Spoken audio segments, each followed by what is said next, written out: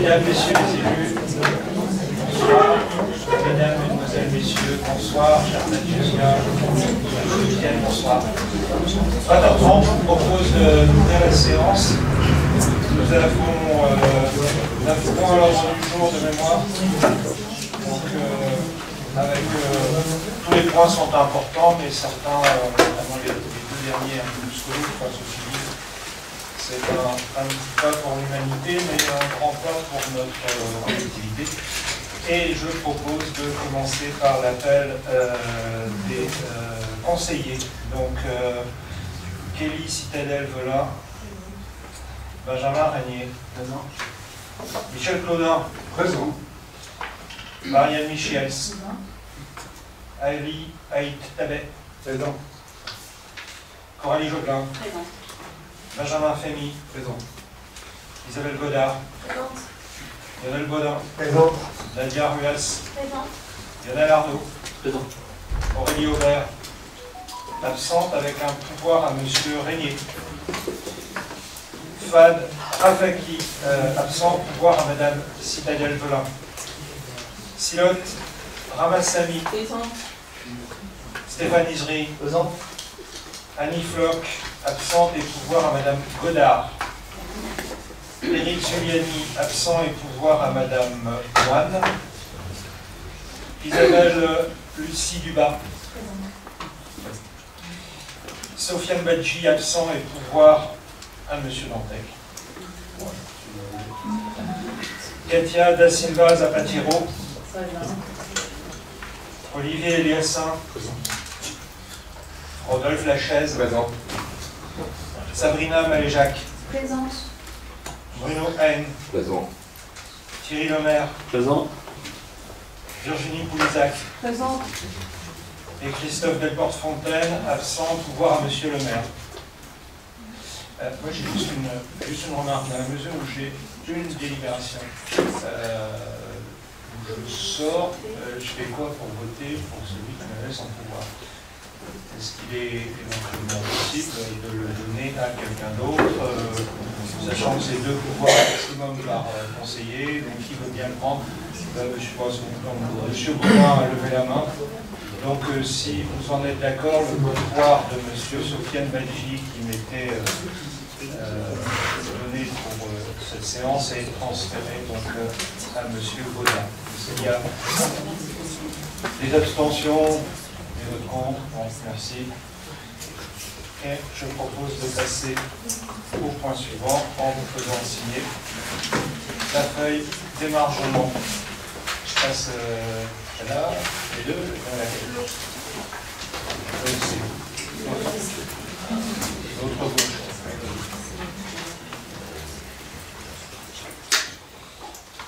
Le quorum est largement atteint et je propose qui veut bien être candidat comme secrétaire de séance. Madame Kelly Citadel-Velin. Qui est contre? Qui s'abstient? Adopté à l'unanimité, je vous remercie. Et je vous demande enfin d'autoriser le personnel administratif à prendre la parole en tant que de besoin pour des suggestions ou explications techniques qui dépasseraient l'expertise et la compétence des élus ici présents pour la table. Et point numéro 1, c'est l'adoption du procès-verbal du conseil municipal du 7 octobre. Vous avez reçu la pièce jointe. Pas de remarques pour ma part. Est-ce qu'il y a des votes contre? Est-ce qu'il y a des abstentions? Une abstention, monsieur le maire, plus une deuxième avec le pouvoir qui est celui de monsieur Christophe Delporte. Voilà. Et adopté par ailleurs donc à la majorité des voix. Point numéro 2, je propose de passer la parole à notre adjointe en charge des finances, puisqu'il s'agit de proposition de commissaire pour siéger à la commission communale des impôts directs. Bonsoir. Donc effectivement, un projet de délibération. Donc c'est la proposition de commissaire pour siéger à la commission communale des impôts directs. Donc, vu le Code général des collectivités territoriales et notamment l'article L 2121-32, vu l'article 1650 du Code général des impôts instituant dans chaque commune une commission communale des impôts directs présidée par le maire ou par l'adjoint délégué, considérant que la désignation des commissaires doit intervenir après chaque renouvellement général des conseils municipaux, considérant que le conseil municipal doit procéder à la demande de monsieur le directeur des services fiscaux à l'établissement d'une liste de contribuables comportant 16 noms pour les membres titulaires et 16 nombres pour les membres suppléants, parmi lesquels seront désignés les 8 membres titulaires et 8 membres suppléants de la commission communale des impôts directs. Vu l'exposé du rapporteur, le conseil municipal, après en avoir délibéré, désigne. Donc, il est proposé une liste de 32 noms. Donc, je vais vous lire les 32 noms. Donc, en titulaire, Madame Kélis Citadelle Velin, Benjamin Régnier, Nathalie Moine, Michel Claudin, Marianne Michel, Ali Aïd Tadek, Coralie Joblin, Benjamin Fémy, Isabelle Godard, Lionel Godin, Nadia Ruas, Lionel Arnaud, Aurélie Aubert, Fad Rafaki, Rodolphe Lachaise, Thierry Lemaire. En suppléant, Stéphane Isry, Annie Floch, Éric Zuliani, Isabelle Luce-Dubat, Sofiane Badji, Katia da Silva Zapatero, Olivier Eliassin, Silotte Ramassami, Séverine Collas, Nicolas Dominguez, Virginie Etched, Cédric Lamers, Amandine Champion, Éric Narfit, Sabrina Mélajac et Virginie Poulizac. Si vous en êtes d'accord, je vous propose donc de passer au vote de la liste, en fait, de la proposition de la délibération avec la liste des 16 noms qui sont proposés, sachant que sur ces 16 noms, je précise, il y en a 8 membres titulaires et 8 membres suppléants qui seront désignés par la commission communale des impôts directs, donc sur laquelle en fait c'est eux qui décident. Voilà. Nous on fait une proposition de 32 noms au total et la commission communale retiendra 8 noms en titulaire et 8 noms en suppléant. Y a-t-il des questions? C'est bon pour tout le monde? On passe au vote. Bien. Qui s'abstient? Qui vote contre? Donc adopté à l'unanimité. Je vous remercie. Point numéro 3. Point numéro 3. Point numéro 3. Il s'agit de la modification de la délibération du 3, numéro 3 du 24/11/2017 fixant les tarifs de la patinoire dans le cadre de la fête du marché de Noël. Et je passe la parole à Madame Kélis Citadelle Velin. Bonsoir à tous, merci Monsieur le maire. Donc, modification de la délibération numéro 3 du 24/11/2017 fixant les tarifs de la patinoire. Vu le Code général des collectivités territoriales, vu la délibération numéro 3 en date du 24 novembre 2017 fixant les tarifs de la patinoire, considérant la volonté de la municipalité d'installer pour les fêtes de Noël une patinoire synthétique au domaine des Brumiers pour les habitants le week-end du marché de Noël et les week-ends pendant toute la durée des vacances de Noël, considérant la volonté de modifier les tarifs d'accès à la patinoire, vu l'exposé du rapporteur, le conseil municipal, après en avoir délibéré, décide de fixer les tarifs suivants à compter de décembre 2024. La patinoire sera donc gratuite pour les Pathusiens. À 2 € de l'heure, location des patins comprises pour les Pathusiens. 3 € de l'heure, location des patins comprises pour les non-Pathusiens. Alors, ce n'est pas écrit, mais c'est une... Pardon. Voilà. Non, avant, c'était gratuit pour les Pathusiens, et maintenant, pardon, c'est à 2 € de l'heure pour les Pathusiens et 3 € de l'heure pour les non-Pathusiens. Alors, le week-end du marché de Noël et donc les mercredis des vacances de Noël et les week-ends des vacances de Noël jusqu'au début janvier. Précise que les recettes seront perçues sur la régie déjà existante, fêtes et cérémonies.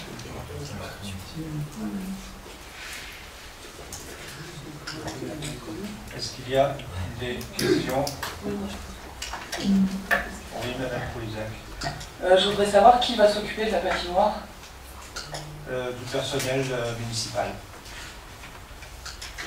C'est pour ça que ça devient payant alors? Non, ça devient payant, si vous voulez, parce que depuis à peu près le premier trimestre de l'année 2024, on a pu observer un désengagement d'une association qui s'appelle les Amis du Fonds Bourbier sur un certain nombre d'événements sur lesquels ils étaient avant très très actifs, à savoir la projection des films avec la structure ciné-rurale au centre culturel des Greniers, la fête de fin d'année, du mois d'août, donc sur Saint-Batu, l'organisation du forum des associations, le marché de Noël, et puis je ne sais plus quel autre événement encore. Et donc, de ce fait-là, il a fallu, si nous voulions pouvoir assurer ces événements dans l'intérêt de la collectivité et des Patusiens, répondre par la mise en place de moyens alternatifs. Voilà. Monsieur le maire. Juste une précision par rapport à ce que vous avez dit sur les engagements des Amis du Foin. Pour ce qui est, je vais parler d'un point précis, pour ce qui est du cinéma, j'attends encore les réponses au mail que j'ai envoyé à Madame Citadelle-Velin pour pouvoir me positionner, donc ce qui explique une des raisons pour lesquelles on s'est désisté sur le cinéma. Et pour le marché de Noël, à notre sens, il était trop tardif pour pouvoir mener un marché de Noël tel qu'on l'entend nous au niveau de l'association. C'est pour ça qu'on s'est désengagé cette année.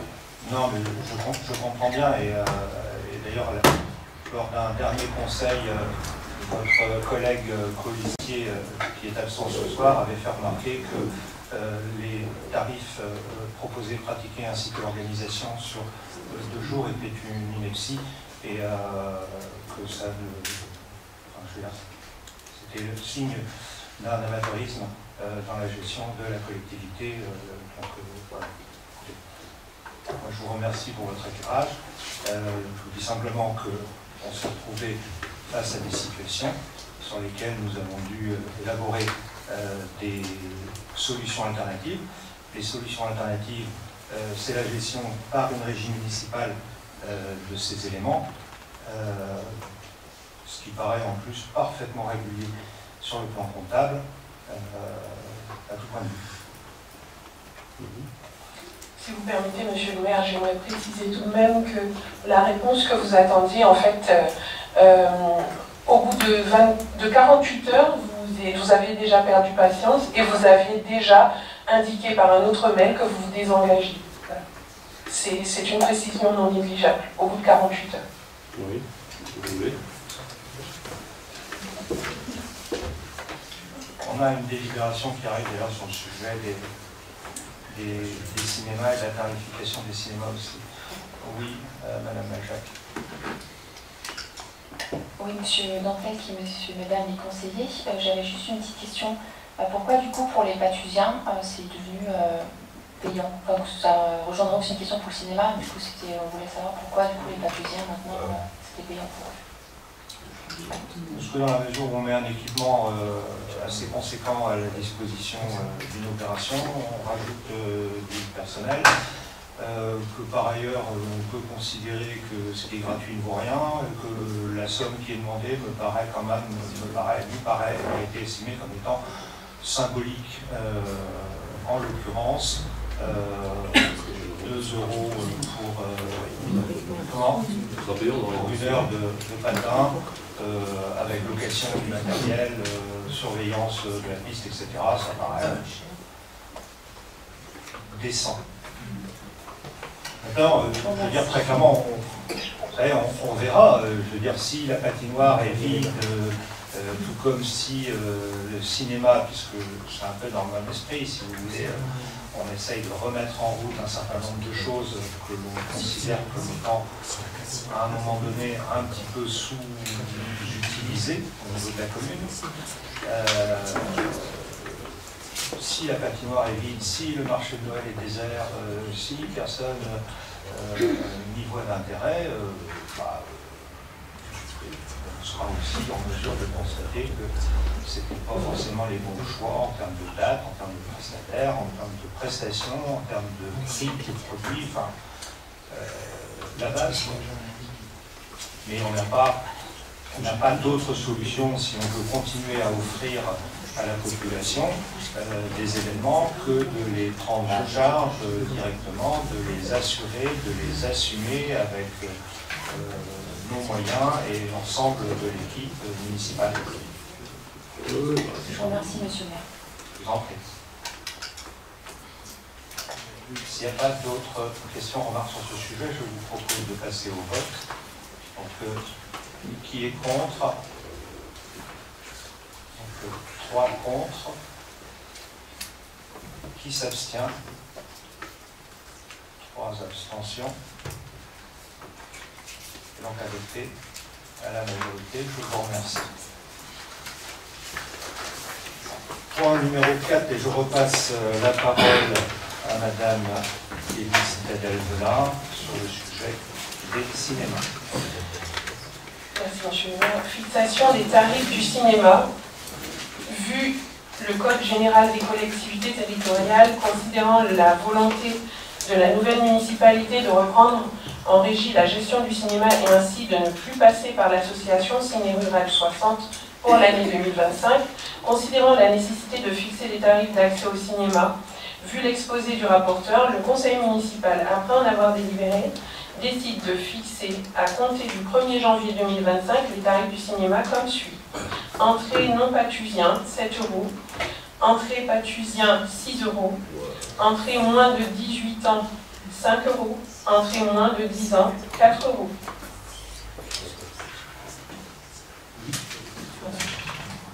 Si vous avez des questions.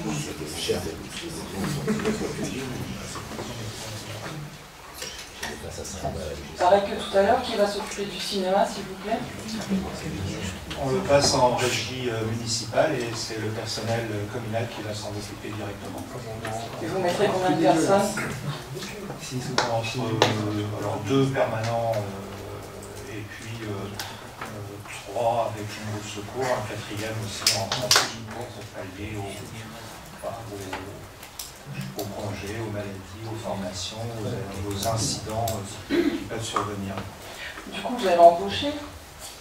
Oui. Combien de personnes? On va déplacer déjà une personne qui se trouve aujourd'hui au service communication qui va prendre en charge la partie cinéma, qui sera renforcée par une 2e personne au service communication événementielle. Et puis on a lancé les recrutements en interne et en externe sur projectionniste, sachant que aujourd'hui projectionniste, si vous voulez, il ne s'agit pas de raccorder des bobines et de recoller des films qui cassent, il s'agit d'enfoncer une clé USB dans un ordinateur et d'appuyer sur Enter. Donc c'est assez techniquement faisable. Le projecteur, pour l'avoir côtoyé, il n'est pas si évident que ça. Ça a l'air de bien fonctionner. On s'est en plus associé les services d'un expert en programmation pour nous aider sur la première année.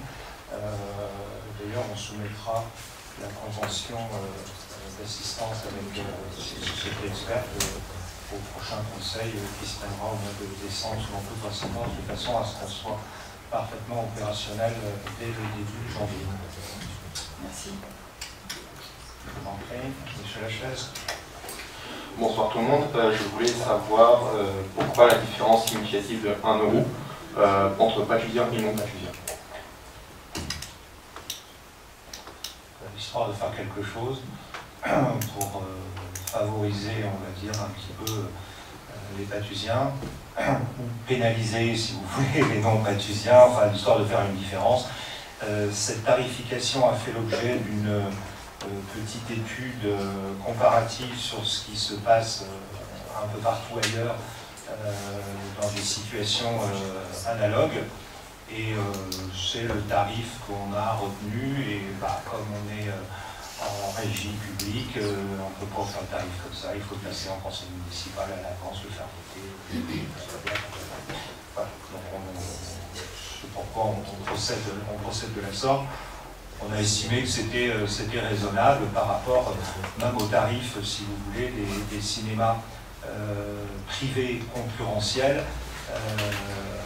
de l'environnement géographique, dans la mesure où vous n'avez pas de déplacement, vous n'avez pas de parc-mètre, et vous allez avoir, parce que c'est le changement quand même un petit peu radical, vous allez avoir les mêmes accès aux mêmes films dans les mêmes délais que sur les salles type Meaux, Westouy, Aéroville, Disney, etc. Sauf qu'on ne va pas proposer 5, 6, 7 films, 10 films en simultané, parce que nous avons une salle, mais nous avons pour ambition de proposer par semaine entre 3 et 4 films par semaine, avec donc des séances du mercredi au dimanche inclus. Et la salle sera, en tout cas pour la partie cinéma, sera fermée lundi, mardi. Voilà. Et avec un accès, donc je vous dis, au catalogue de films, les films qui sortent le mercredi, on aura accès aux mêmes films à la même date. Je vous remercie. Je vous en prie. Est-ce qu'il y a d'autres questions, d'autres remarques par rapport à ce sujet? Oui, s'il vous plaît. Je vous en prie. Est-ce que vous avez une estimation du coût pour la commune de ce nouveau principe de fonctionnement? On a une estimation, enfin on peut avoir plus qu'une estimation, ce sont essentiellement des frais personnels qui vont être affectés au cinéma. Et puis les prévisions qu'on a d'entrée nous permettent de couvrir ces frais personnels assez aisément. Pourquoi?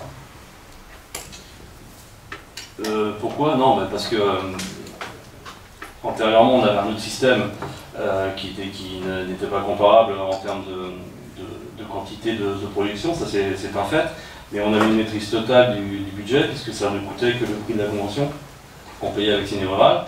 Là, j'imagine que vous allez avoir un coût à payer par film, ou soit de manière forfaitaire, soit un prélèvement par rapport au nombre de places vendues. Donc ça a un coût inéluctable pour la commune, quel que soit le nombre de productions. Je sais pas, je comprends pas, aller plus loin, je comprends pas. Mais non. Vous passez par le Centre national cinématographique, j'imagine, pour les productions. Oui. Donc les productions des films, ça a un coût. Non, mais allez-y, non. Non, mais c'est une question ouverte que... Non, ça n'en a pas. Et le CNC se rémunère comment alors? Au pourcentage des places vendues. Donc c'est un coût pour la commune, c'est un manque à gagner pour la commune, on est d'accord? Non, puisque si la salle est vide, vous ne versez rien. Oui, mais ça j'entends bien, c'est pas pour un niveau. Mais il y aura quand même un manque à gagner à chaque séance de cinéma pour la commune, on est bien d'accord? Non, puisque... Alors, dans une estimation comptable, vous faites les dépenses et recettes. Oui, mais sur la partie dépenses, alors, vous avez globalement l'obligation de reverser 50% sur les films récents et 30% sur les films anciens du prix de la place. D'accord. Par rapport au nombre de tickets vendus. Si vous ne vendez aucun ticket, vous ne reversez rien. C'est comme ça que ça fonctionne. Donc, si on fait un choix de mauvais film, où on tombe un jour où personne ne veut venir au cinéma, on aura payé le chauffage, l'éclairage, le CCD, et puis le personnel communal qu'on aura affecté à cette tâche-là. Voilà. Ce qui est le cas aujourd'hui. Vous savez, le montage qui a été fait, alors, je n'avais pas forcément prévu de rentrer autant dans le détail, mais on peut y aller, il n'y a pas de problème. Le montage qui aujourd'hui a été fait, c'est qu'on a fait donc, une salle de cinéma qui n'a pas de numéro d'agrément auprès du CNC. C'est un peu comme si vous achetiez une voiture sans plaque minéralogique et sans carte grise. Vous la posez dans votre jardin, vous la regardez. Puis, de temps en temps, vous prenez les services de quelqu'un qui s'appelle Ciné Rural. En plus, vous ne prenez pas Ciné Rural directement, vous passez par les Amis du Foin, auparavant, à qui vous lui dites, tiens, j'ai une bagnole, je te la file gratuitement. Et puis, l'association des Amis du Foin dit, ouais, bon, moi je ne peux pas projeter parce que de toute façon je ne sais pas faire, pas le temps, et puis c'est pas mon métier. Donc j'appelle Ciné Rural, Ciné Rural vient, on lui donne la salle gratuitement, un CCB avec le chauffage, avec tout l'équipement, etc.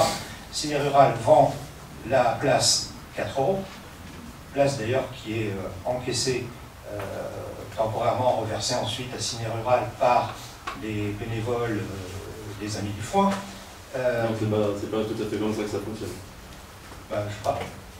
On était en appui de Ciné Rural pour comment dire, accueillir le public, leur vendre entre guillemets des places, et Ciné Rural, en lançant la projection, venait faire la caisse avec le bénévole et... Oui, avec le bénévole, mais c'est pas vendre entre guillemets, c'est vendre. Oui, il n'y a pas d'opération financière entre les Amis du Foin et Ciné Rural. C'est pas ce que je dis. Il y a simplement vendre, encaisser de l'argent, leur filer à Ciné Rural. Donc la mairie donne un équipement gratuit à une association, qui le redonne gratuitement à Ciné Rural, qui lui encaisse 4 € de la place. Voilà. Quand on s'est inquiété du sujet, parce que, comme j'ai dit tout à l'heure en préambule, désengagement des Amis du Foin et difficulté pour du coup exploiter la salle correctement, ce qui est un petit peu impropre de Saint-Patu, je veux dire globalement, parce que on retrouve ce schéma-là, si vous voulez, bon an, mal an, sur un certain nombre d'items.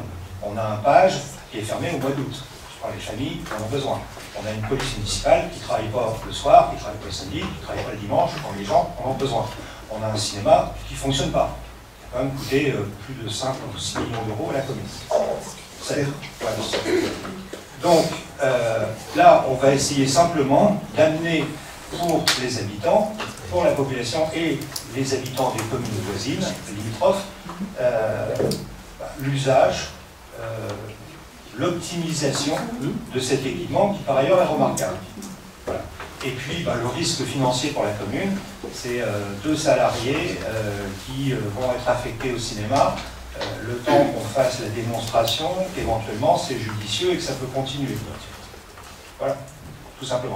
Et donc sur le cinéma, donc, vous versez au CNC une taxe à partir du moment où vous avez le numéro d'immatriculation, que la salle est agréée, ce qui vient d'être fait, puisqu'elle n'avait jamais été, c'est pas mal aussi ça, elle n'avait jamais été agréée. Donc il a fallu faire venir 2 spécialistes auditeurs à la fois sur le plan technique pour le projecteur et sur la salle. La salle, ça a été la semaine dernière, je crois, et le projecteur il y a 15 jours. Étant précisé aussi un truc très intéressant qu'on a appris au passage, que quand vous vendez une place de cinéma, donc il y a une taxe, enfin il y a une partie qui va au CNC, qui va ensuite dans le circuit de production, les droits d'auteur, etc., etc.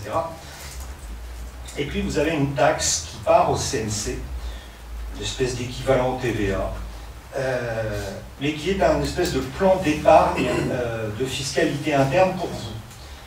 Je m'explique, vous vendez des places de cinéma, donc vous versez un pourcentage au CNC, le CNC met ça sur un compte à votre nom.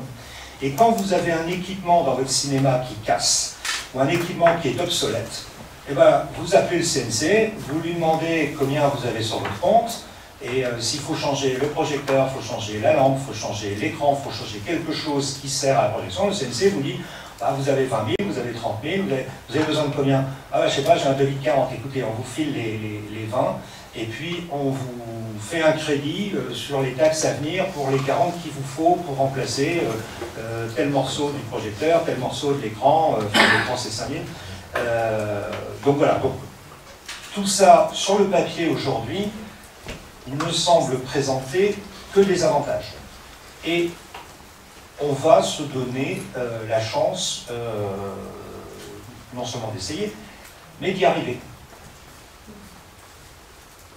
Dans l'intérêt, encore une fois, utiliser un équipement qui a coûté une petite fortune à la commune, et puis offrir aux Patusiens la possibilité d'assister à des séances de cinéma, je veux dire un peu classiques, comme un peu partout ailleurs, mais sans avoir à se déplacer à proximité de chez eux du mercredi au dimanche. Et on va faire une sélection, si vous voulez, d'un film grand public, ce qu'on appelle les blockbusters à popcorn. On va faire un film d'art et essai pour les gens un peu plus curieux, esprit cinéphile, etc. On fera nécessairement un film pour enfants, et puis on aura aussi un film qui sera soit en 2e semaine, en 3e semaine, etc., puisque les films n'ont pas forcément une durée de vie d'une semaine en fonction de la performance qu'ils ont à l'écran.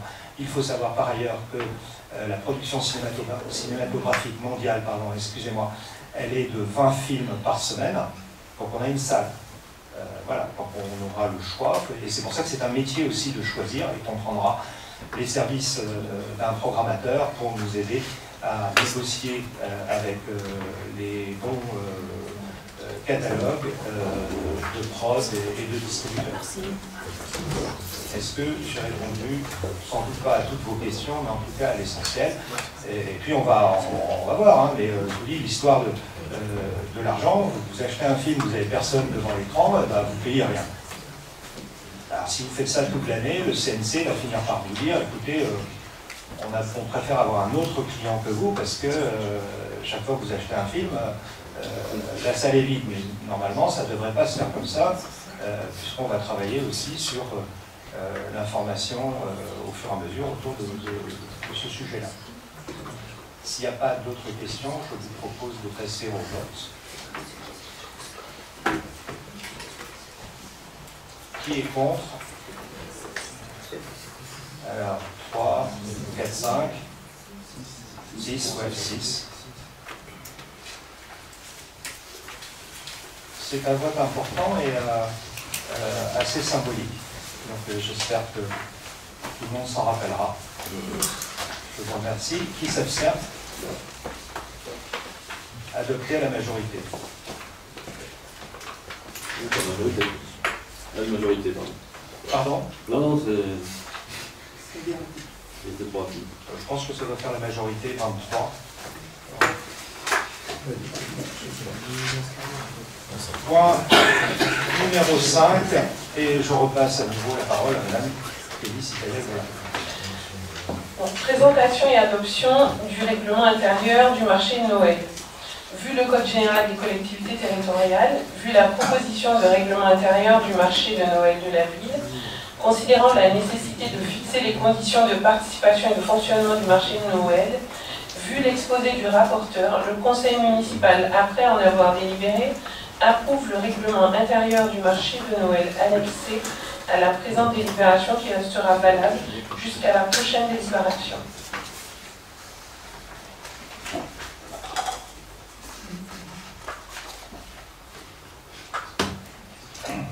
Est-ce que vous avez des questions?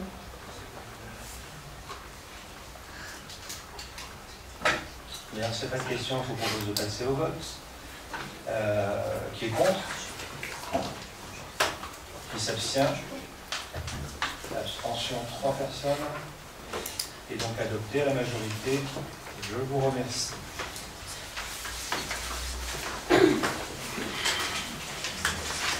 Point numéro 6.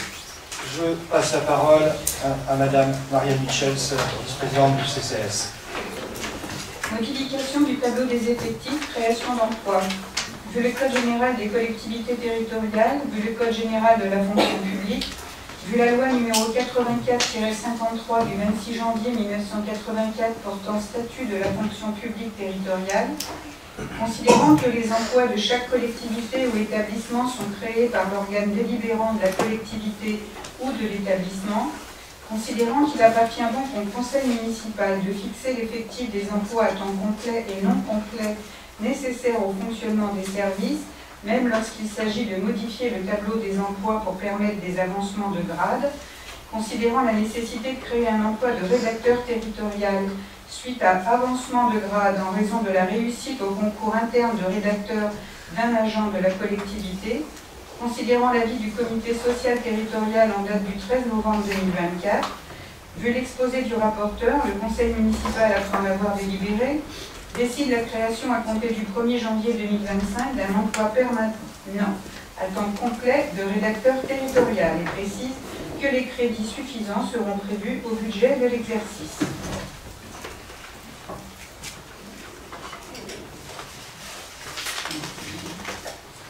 Est-ce qu'il y a des questions là-bas? Je vous propose de passer au vote. Qui est contre? s'abstient. Adopté à l'unanimité. Je vous remercie.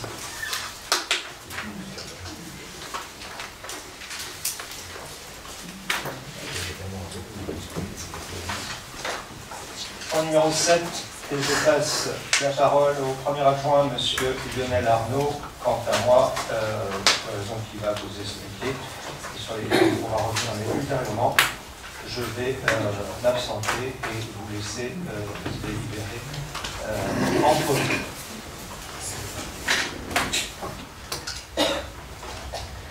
Merci Monsieur le maire et bonsoir à tous et à toutes.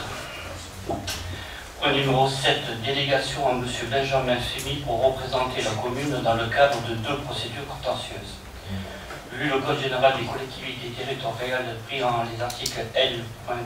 2122-22 à L. 2122-26, Monsieur Lionel Arnaud, président de la réunion du conseil municipal à l'absence du maire et en sa qualité de premier adjoint, rappelle que dans un souci de favoriser la bonne marche de l'administration communale, le conseil municipal peut décider de confier pour la durée du présent mandat à Monsieur le maire une partie des délégations prévues par les articles L. 2122-22 du Code général des collectivités territoriales, donc celle d'intenter au nom de la commune les actions en justice ou de défendre la commune dans les actions intentées contre elle. Considérant une telle délégation a été accordée par délibération du conseil municipal en date du 7 octobre 2024, considérant que 2 contentieux particuliers sont pendant devant le tribunal administratif de Melun.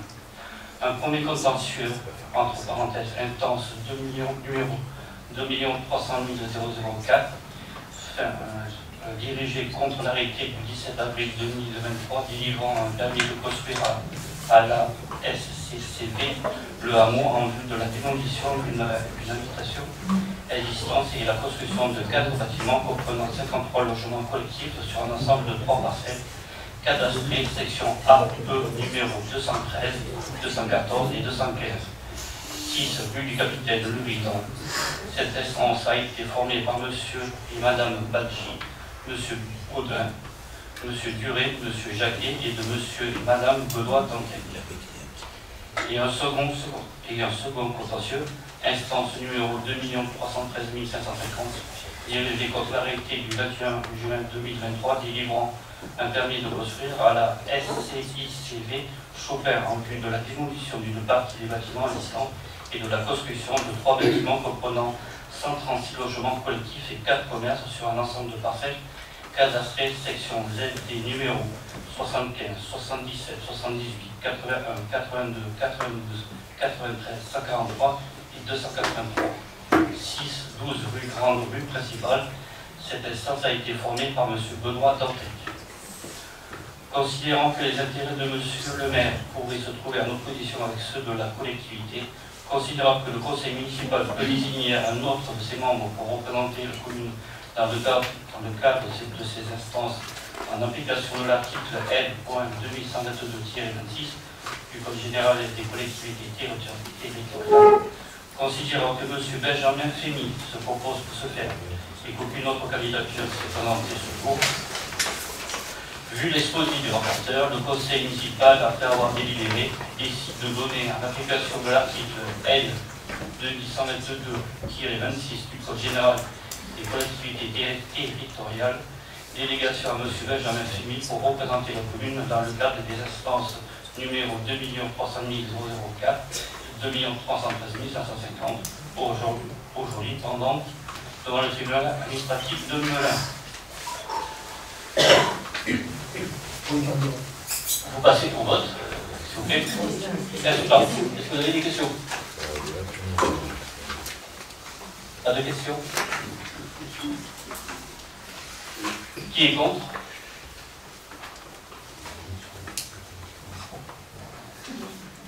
Trois. Pas de questions?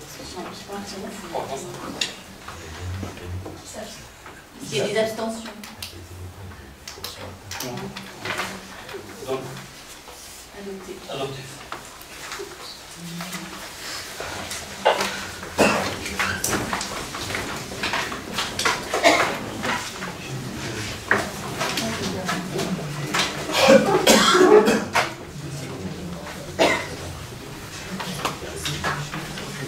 Je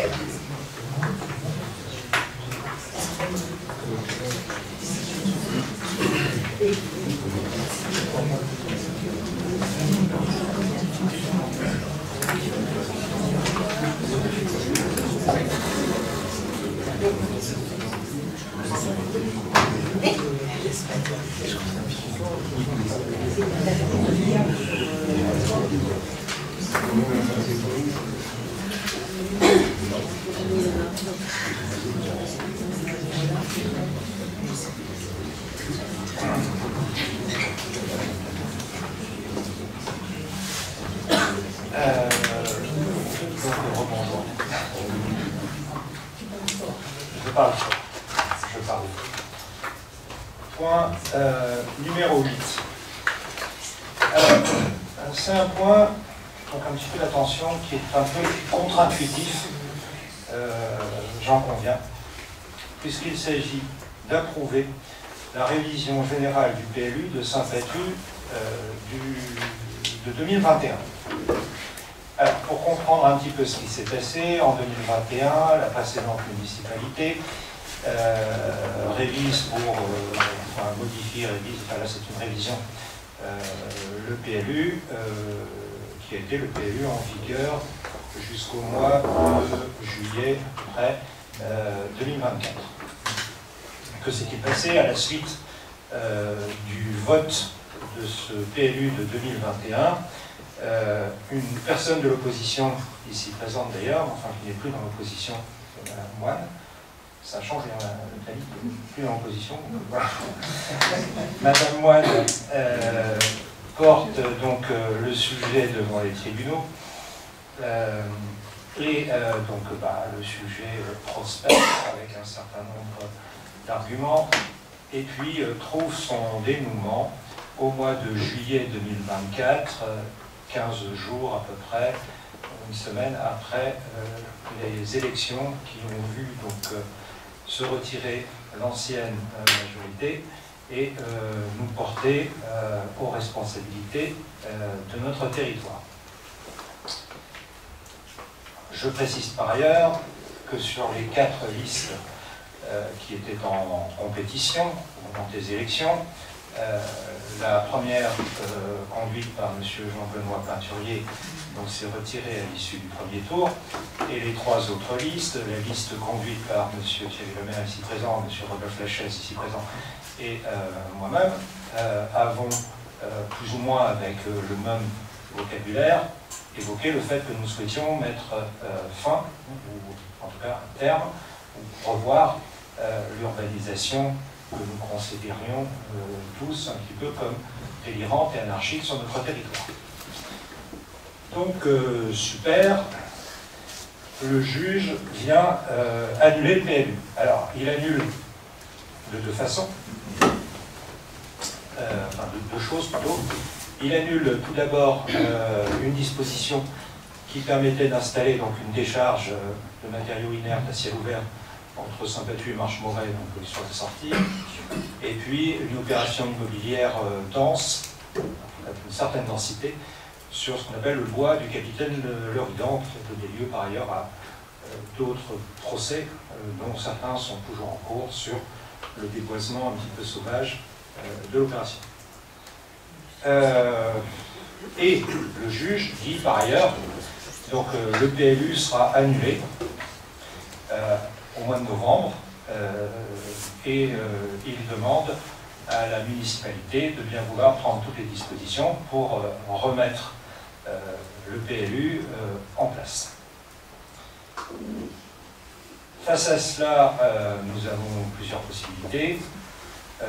Ne rien faire, ou bien réouvrir immédiatement une révision du PLU, ce qui permet d'avoir un sursis à statuer sur les permis de construire et de rebâtir ensemble, je répète, de rebâtir ensemble une réflexion complète, une réflexion certes complexe, mais une réflexion complète sur l'avenir de notre territoire et la mise donc, en organisation ou pas de certaines zones, et ne pas avoir aujourd'hui, comme c'est le cas aujourd'hui, un espèce de PLU uniforme qui fait que le moindre promoteur qui se met d'accord avec 2 propriétaires de pavillons il fait un immeuble au milieu d'une zone pavillonnaire qui avait plutôt vocation à être apaisée et apaisante pour les riverains.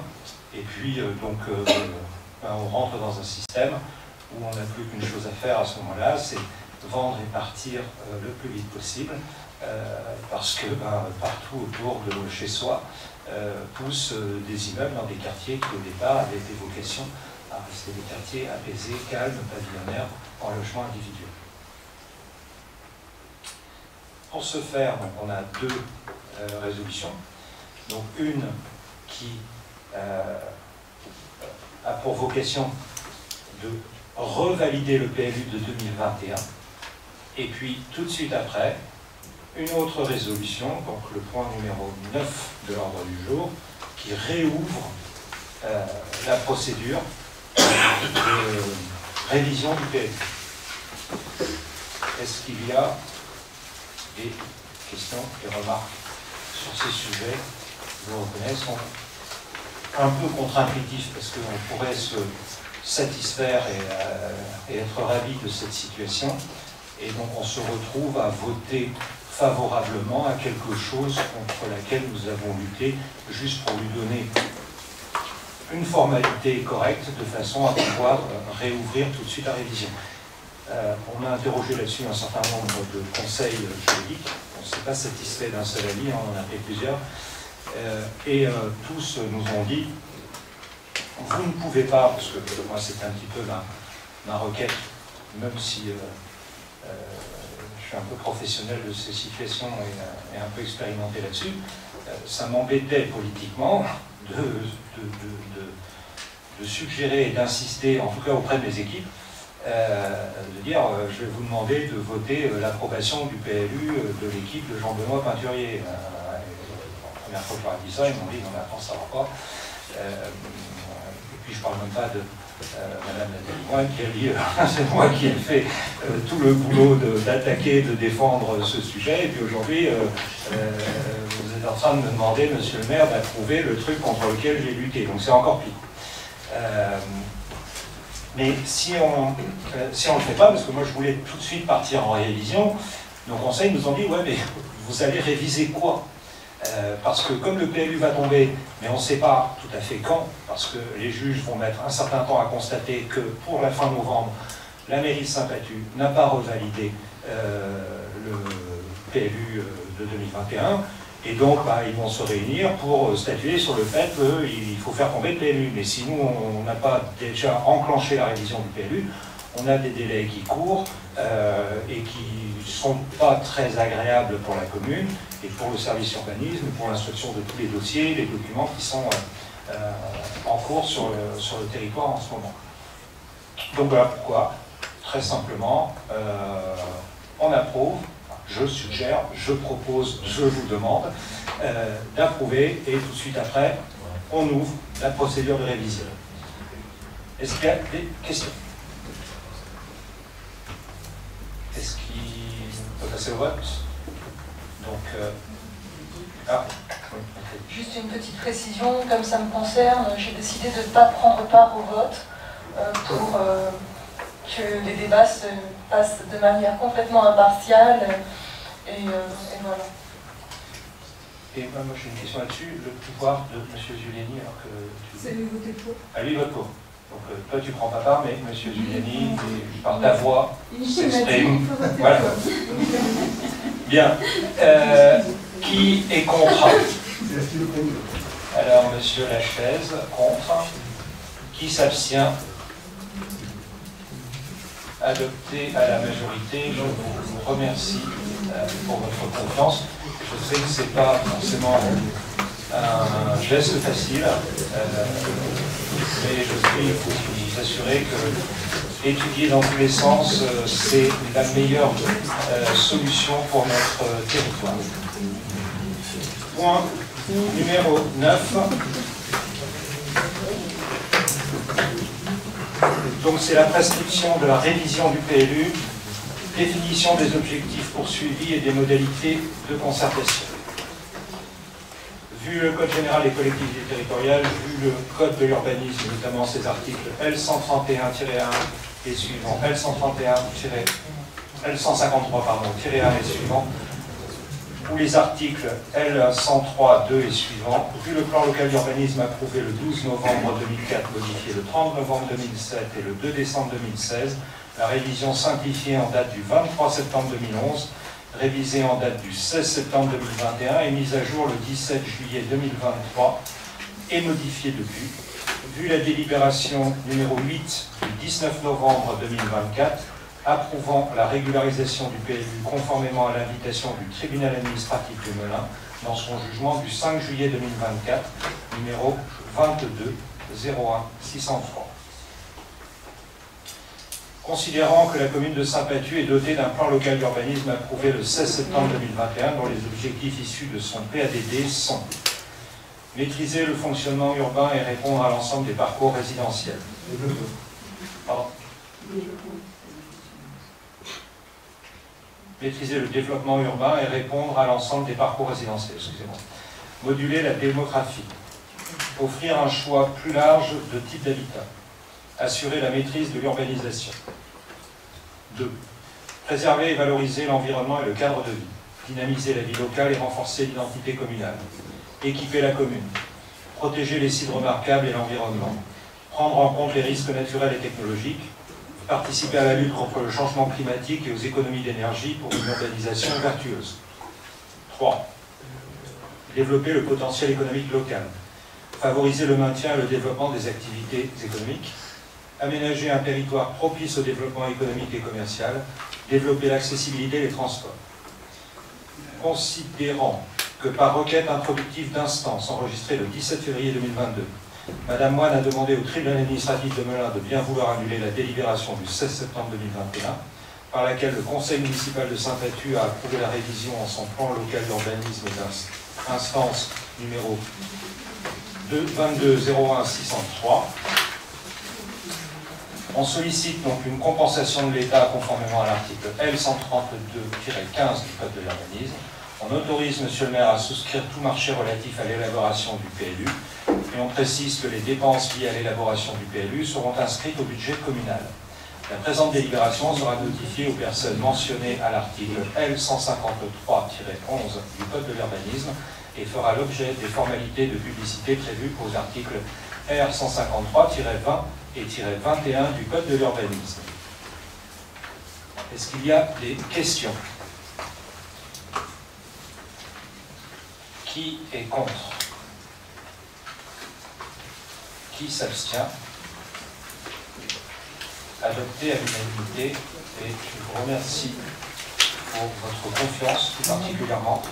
C'est extrêmement important pour notre territoire et nous venons d'ouvrir la page d'un travail très important qui sera fait en collaboration avec l'ensemble des équipes, incluant les personnes de l'opposition dans le cadre notamment du groupe de travail qui est animé par Benjamin Fémy sur l'urbanisme. Mais là, c'est un tel enjeu qu'il n'y aura pas que cette réunion-là, il y en aura plein d'autres. Et voilà, et sachez que on travaille depuis des semaines maintenant sur notamment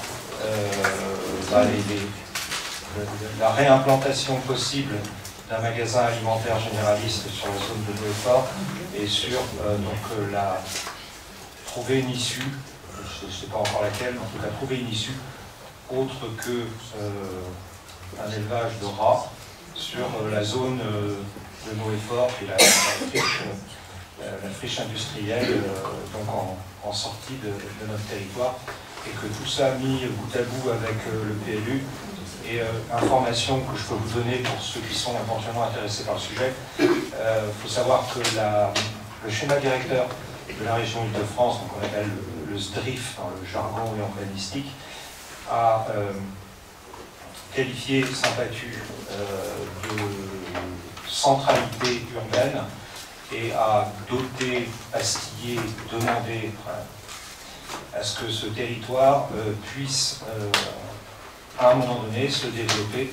Donc c'est pour ça que c'est important cet enjeu et toute cette conjonction d'événements, puisqu'il a demandé à ce que ce territoire puisse se développer sur 10 ou 15 hectares avec une densité de 45 logements à l'hectare. Donc c'est une très grosse responsabilité que nous avons de choisir l'avenir de notre territoire, choisir l'urbanisation de celui-ci. Et donc nous allons nous y mettre et nous allons travailler donc, toute l'année 2025. Point suivant. Donc ce sont les comptes rendus de délégation. Il y en a trois. Pardon. Décision D24-015 du 5/11/2024 portant acceptation d'une indemnité d'assurance à la suite du bris d'une vitre de la salle de réception des Brumiers le 14 septembre 2024 pour un montant de 653 €. Ensuite, il y a une décision D24-016 du 7/11/2024 portant signature d'un avenant numéro 9 au contrat d'assurance dommages aux biens pour un montant de 256,84 € TTC. Et une décision D24-017 du 12/11/2024 sur la M57 qui est la fongibilité des crédits, décision budgétaire modificative portant virement de crédit chapitre à chapitre. C'est une écriture interne avec une dépense à plus 153 907,60 et puis une recette à moins 153 907,60,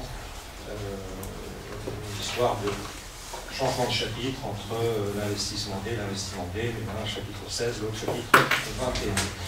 Voilà ce que je peux dire sur les comptes rendus de délégation. Est-ce qu'il y a des questions particulières au niveau des élus? Et je vous propose de passer aux questions du public. Questions reçues par mail. Je cherche la question, parce que là j'ai...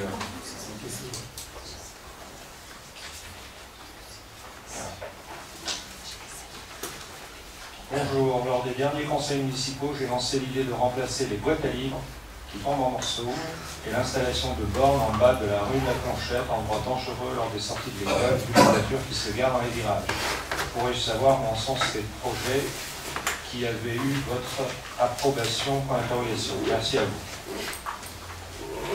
Alors, je sais qu'il y a des débats en interne au niveau des adjoints. On a fourni des devis et sur les boîtes à livres, on a fait des recherches parce que le Lions Club proposait par le passé des boîtes à livres dans tout le pays d'Ourcq, mais ça s'est arrêté en 2022, donc on ne peut plus avoir, ça ne peut plus se faire. Néanmoins, on a contacté des sociétés qui s'en occupent et on a plusieurs devis à statuer. On regarde, ça va de 400 € à 1500 € pour une boîte à livres.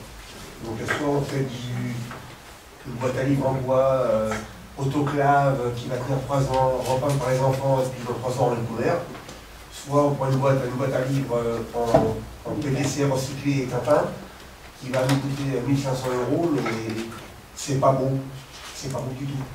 Donc il faut trouver le bon compromis. Il faut savoir qu'aujourd'hui tout ça, ça coûte très cher. Ça coûte très cher. Mais bon, c'est impossible, mais on nous suit, on regarde. En réalité, on répond à ce monsieur ou à cette dame. Déjà à l'ancien conseil, on s'en occupait déjà. Mais bon, vu les multiples activités techniques qu'il y a dans la commune, vous imaginez bien que malheureusement, il y a certains sujets qui font un petit peu. Donc en réponse, oui, ça avance, mais voilà, des entre 500 et 1000, combien 500 et 1500, voilà, avec peut-être la recherche d'une solution médiane qui serait judicieuse, un peu plus chère, un peu plus solide, mais un peu plus élégante. Comment? Elles ont toutes la même tête. Voilà, vous pourrez lancer un concours. Concours les D'abord, je ne sais pas cher. Non, non.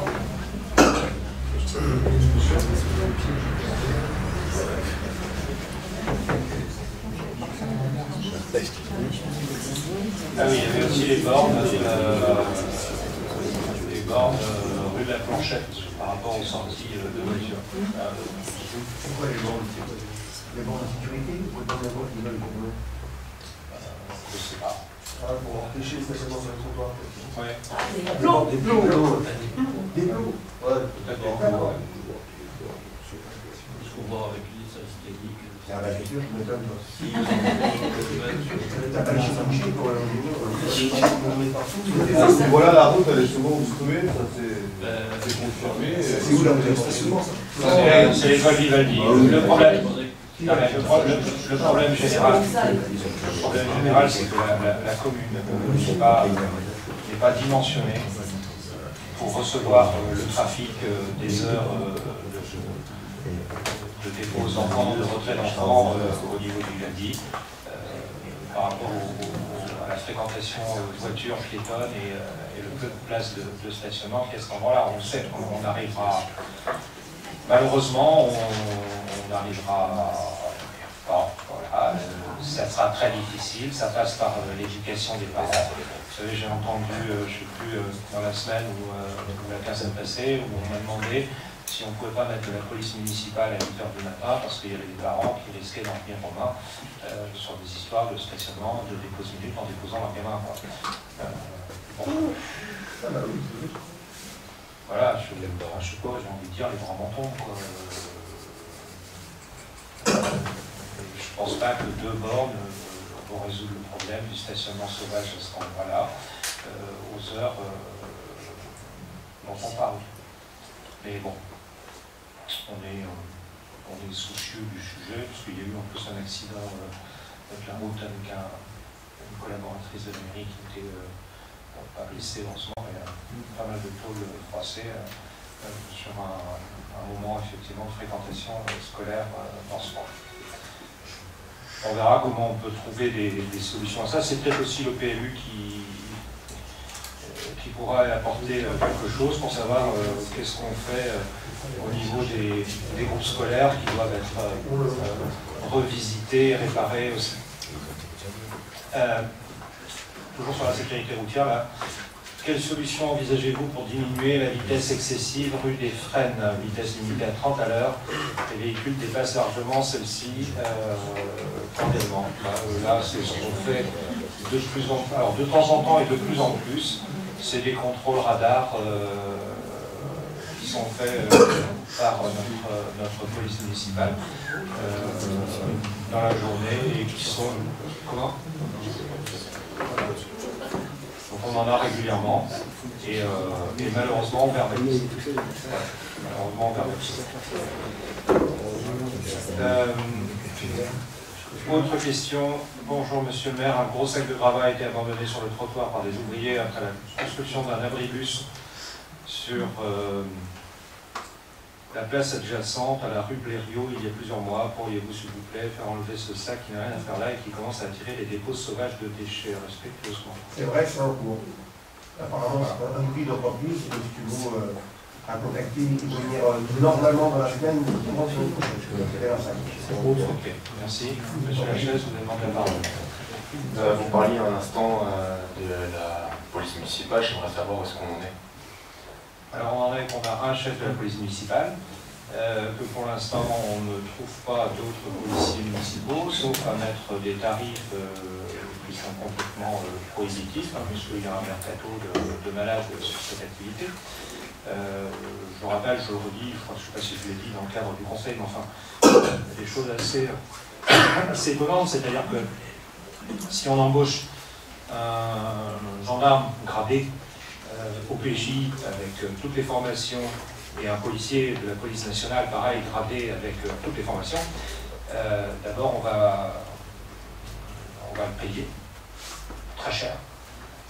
Ensuite, il va partir 6 mois en formation, ce serait normal, hein, je veux dire, c'est complètement différent comme boulot, hein, entre être gendarme, être policier et se retrouver en police municipale, ça n'a strictement rien à voir. Et il faut donc une formation de 6 mois, que la mairie va payer 25 000 €, en plus du salaire de la personne, et donc on le récupère dans 6 mois. Bon, j'ai pas vraiment envie de rentrer là-dedans, donc on voit au gré des opportunités, on reçoit les personnes, on a un sujet de planning, c'est que moi je ne veux pas embaucher des gens qui finissent à 5 h de l'après-midi, hein, pas du matin, c'est 5 h de l'après-midi ici, hein, qui ne travaillent pas le samedi, qui ne travaillent pas le dimanche, dans la police municipale. Je pense que ça ne sert à rien. D'ailleurs, la preuve, c'est que ils ont arrêté et personne n'a vu. Hein. Personne n'a vu, puisqu'ils ont arrêté, il manquait personne. On est en train d'étudier, on va regarder. Oui, on a étudié, le propos est dur, violent, je peux comprendre. Enfin, c'est quand même ça la vérité. C'est-à-dire que la police municipale à 17 h, vous ne pouvez pas les avoir. Et les problèmes commencent à s'abattre à partir, alors de 17 à 22, on se réunit pour savoir qu'est-ce qu'on va faire. Je peux vous donner le lieu de réunion, hein, c'est par des sources. Ensuite, si on est sur drogue-alcool, on va au stade. Les câlins, c'est au centre des greniers. Bon, ça, c'est moins grave. Ça peut se comprendre. Et puis, aux sources, ça dépend comment est l'ambiance. Voilà comment ça se passe. Et je peux vous dire, parce que quand il m'arrive de rentrer tard, notamment de Paris et périphérie, étant maintenant élu, alors avant je rentrais chez moi, il n'y avait rien à faire, étant maintenant élu, je regarde un peu ce qui se passe et où ça se passe, et voilà. Et donc voilà la situation. Assez simple. Donc, si on veut une police municipale qui serve à quelque chose à un moment donné, il faut qu'elle travaille notamment jusqu'à 1 h, 2 h du matin. Après, c'est beaucoup plus calme, en dehors de certains soirs d'été. Et donc, la question là qu'on va commencer à regarder, c'est bon, on a l'opportunité de voir des gens, c'est bien. Si on n'a pas l'opportunité de voir des gens, on passera éventuellement sur sécurité privée, donc avec maître chien motorisé et qui patrouille sur ces créneaux horaires. Ce qui sera aussi efficace et moins chaud. Jean-Paul, après je m'arrête. Parce que ça faisait quand même partie de votre programme, enfin de votre plan de commande, pardonnez-moi, optimiser la présence policière, ça faisait partie de votre programme. Oui, tout à fait, mais j'ai aucun problème là-dessus. Je vous dis, on avait une police municipale, c'était des maîtres nageurs qui travaillaient quand la piscine est fermée. Je veux dire, le problème commence à Saint-Batu à partir de 17 h, 18 h le soir, jusqu'à 1 h du matin. La police municipale s'arrête à 17 h. Elle ne travaille pas le samedi, elle ne travaille pas le dimanche. On a 3 policiers qui ont arrêté avant que nous prenions nos fonctions. Le top d'arrêt a été donné bien avant que nous prenions nos fonctions et n'a pas été donné en raison du changement de municipalité. Il était prévu comme cela auprès des interlocuteurs, parce qu'il y en a une qui s'est fait racheter par la fourrière de, je crois que c'est Aubervilliers, elle gagnait à peu près 30 minutes de voiture sur son temps de trajet. On en a 2 qui sont partis à Meaux pour des questions d'argent, tout simplement, et puis aussi de planning et d'organisation chez nous. Très bien. On n'a pas eu plus de criminalité depuis qu'ils ne sont pas là. Hein. Encore une fois, à 17 h, vous ne les aviez plus. Et vous n'avez pas de problème dans la plage, 8 h 30, 17 h. Hein. Actuellement, le responsable de la police fait énormément. Alors, il bosse, hein. Il est tout seul, il tourne. Hein. Oui, mais. Et puis il nous fait aussi beaucoup d'administratifs, mais il n'y a pas d'exaction. Il n'y a pas de braquage, les gens ne sont pas attaqués, enfin en tout cas pas dans ces heures-là. Voilà. Quant après au risque, notamment gens du voyage, c'est pas la police municipale qui les a arrêtés jusqu'à présent. Hein. Donc je sais bien, je comprends en plus qu'avec les couleurs politiques qui sont les vôtres, vous souhaiteriez qu'on ait une police plus importante, plus développée, voilà, on l'avait pas avant, on l'avait aujourd'hui, entre guillemets, ça change rien. Donc je ne dis pas qu'il ne faut pas remettre de la sécurité sur la ville, sur le territoire, parce qu'on a des problèmes effectivement, notamment de trafic de drogue, voilà, on sait, comme dans toutes les communes. Hein, aux alentours, y compris d'ailleurs dans toutes les communes de province les plus éculées de France, à Guéret, dans la Creuse, il y a du trafic de drogue, hein, dans le Vercors, c'est du trafic de drogue, il y en a partout. Mais on n'a pas... Enfin, aujourd'hui, sauf si vous avez des incidents particuliers à me signaler pour qu'on n'est pas au courant, il y a une voiture qui s'est fait voler ses 4 roues il n'y a pas longtemps. Voilà. Il y a un pavillon sympathique, oui. Oui. Rue de la Tarouane, il y a 2 jours, une voiture s'est fait voler ses 4 roues. A priori, c'est un bon de commande. Police municipale ou pas police municipale, sur un bon de commande, on ne peut pas faire grand-chose. Il y a un pavillon qui a été cambriolé moulin à vent pendant les vacances. Les voisins n'ont rien vu. Bon,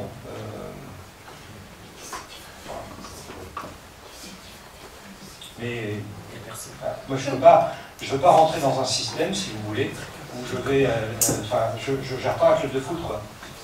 Je vais pas acheter, non mais je vais pas acheter les MAD de la police municipale.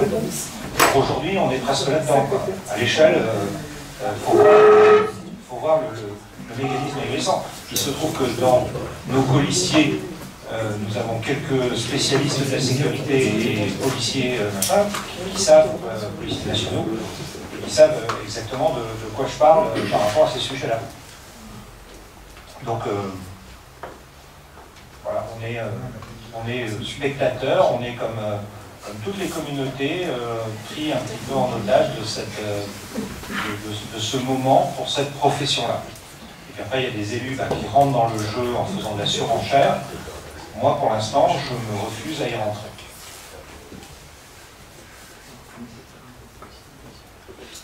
Donc voilà là-dessus. Je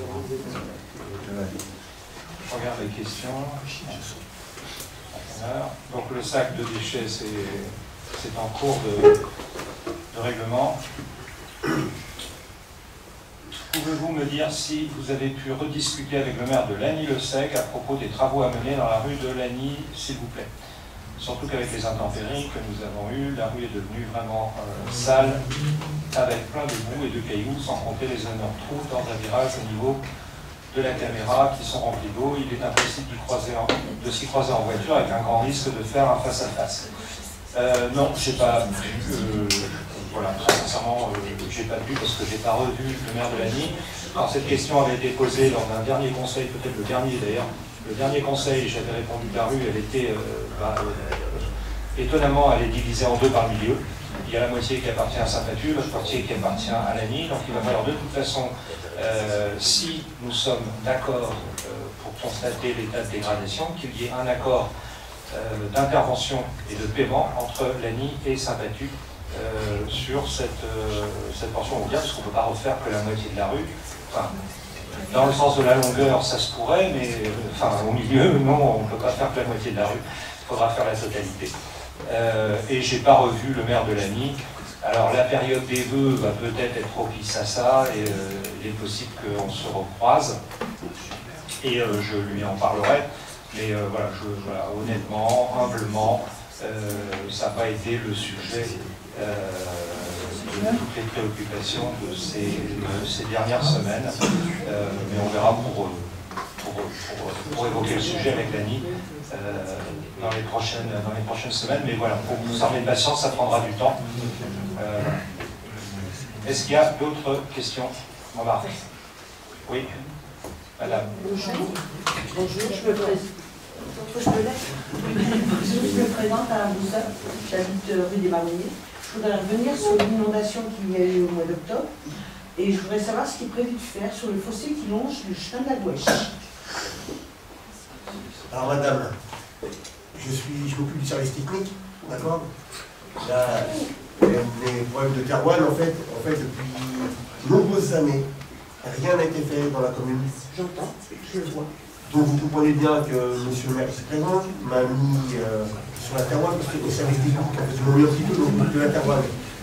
Je me suis penché sur les problèmes d'inondation au Marronnier et à la rue de la Tarouane. De comprendre en fait pourquoi vous prenez l'eau. Il y a 3 sujets. Le sujet principal, c'est que la Tarouane n'a pas du tout été entretenue. À pied du bassin où il y a le terrain de tennis, la Tarouane coule, d'accord? Tout ce cheminement, c'est, pardonnez-moi, à Bordelson, d'accord? Arrivé à Wassy, vous avez un petit pont avec des buses qui séparent Saint-Patu de Roissy. Elles sont bouchées à moitié. Vous avez des bassins de rétention au niveau des marronniers. Vous avez 3 bassins de rétention. Ça ne sert à rien pour nous. Voilà, alors madame, vous me posez une question, je vais essayer de vous expliquer. Parce que ces bassins se vident dans le grand bassin que vous avez en face du terrain de tennis. Voilà. Le parc des petits enfants. Ouais, c'est là où il faut point, c'est les canards, c'est ça. Canard au canard en face du terrain de tennis.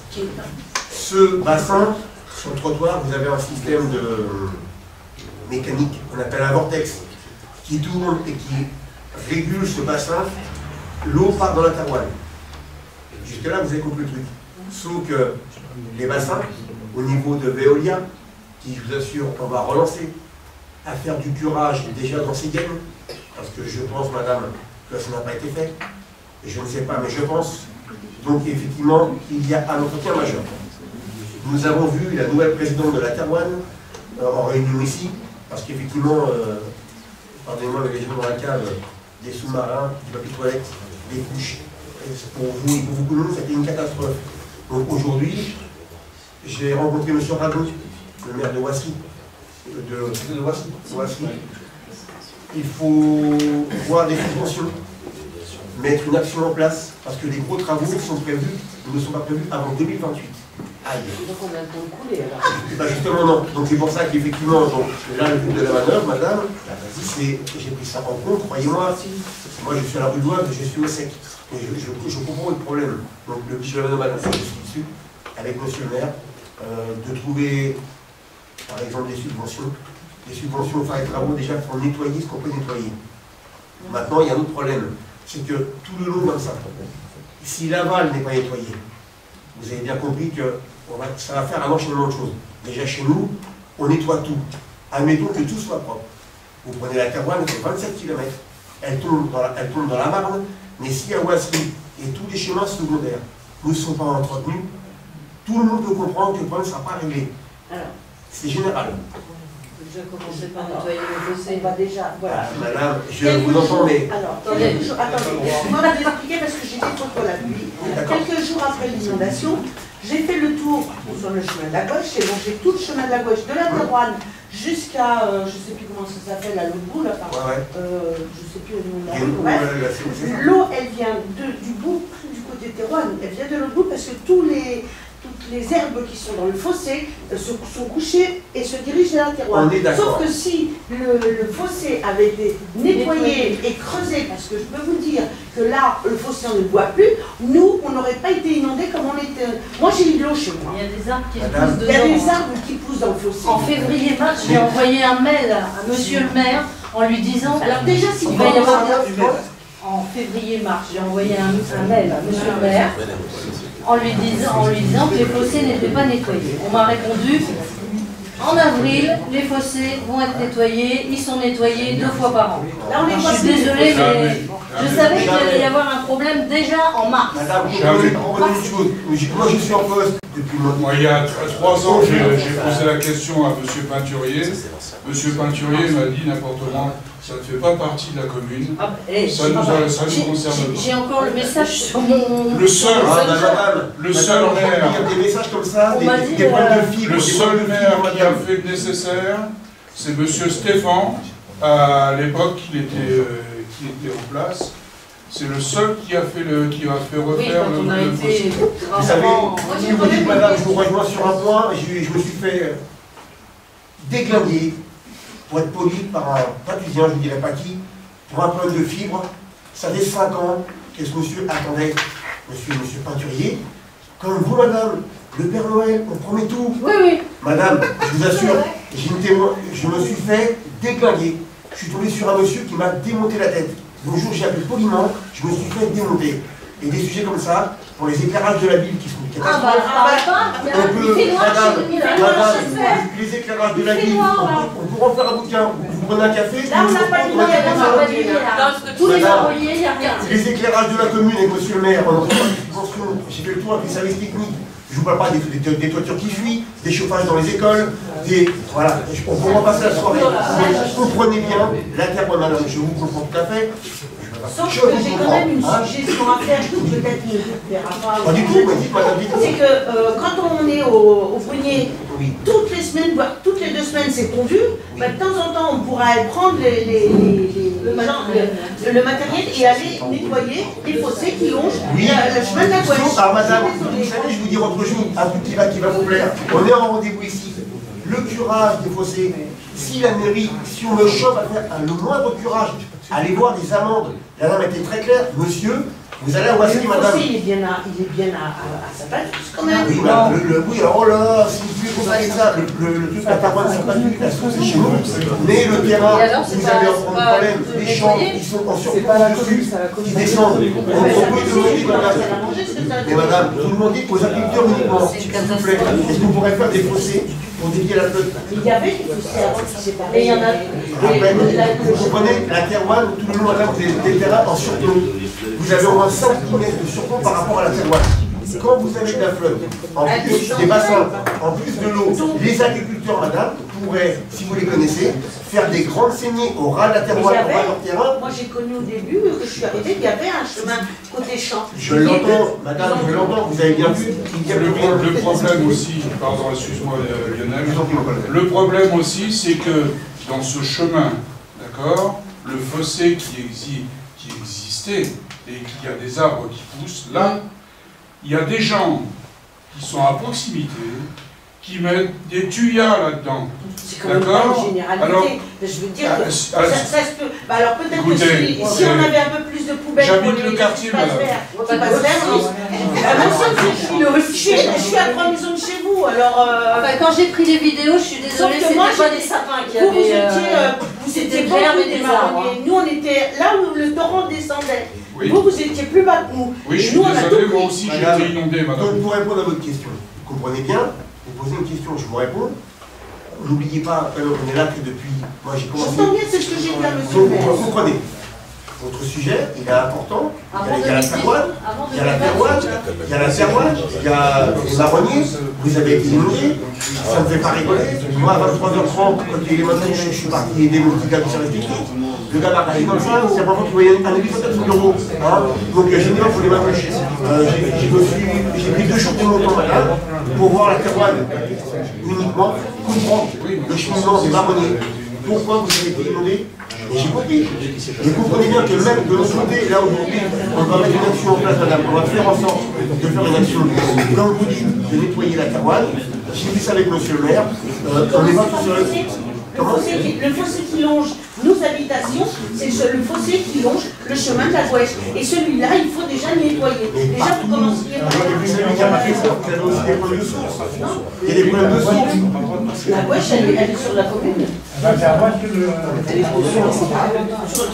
c'est juste, excusez-moi, juste une chose qu'il faut avoir à l'esprit, et je crois avoir entendu M. Thiel et le maire l'évoquer ou le rappeler.